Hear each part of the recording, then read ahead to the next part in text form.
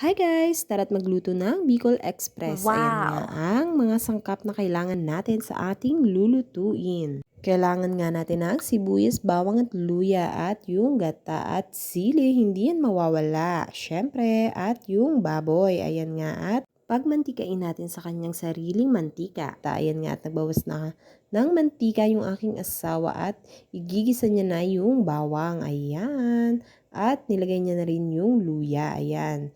Mix-mix lang hanggang sa maluto. Ayan. Pagkatapos naluto na yan ay ilagay na natin yung sibuyas. Ayan.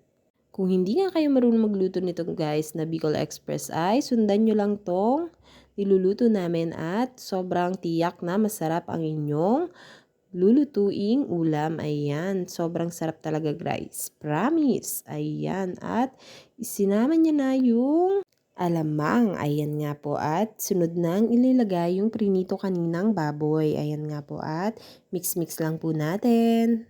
Ngayon nga lang po kami nakapagluto ng Bicol Express. Ayan nga po at sobrang natakam talaga ako dahil proud Bicolana. Ayan. Sobrang sikat nga po ito doon sa aming lugar. Ayan.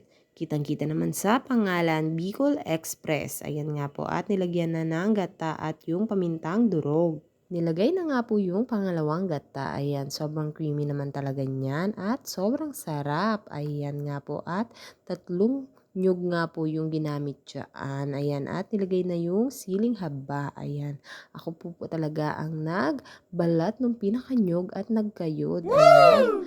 Sobrang pagod din po pero pag naluto na ay sobrang nilamnam at sobrang sarap. Ayan, sulit yung pagod. Ayan. At luto na. Sana Wow! po ay nag-enjoy kayo sa aming munting video. Please like and follow. At sana po ay mapanood nyo hanggang dulo. Ayan, at umuusok-usok pa nga po. Tara po't kumain. God bless!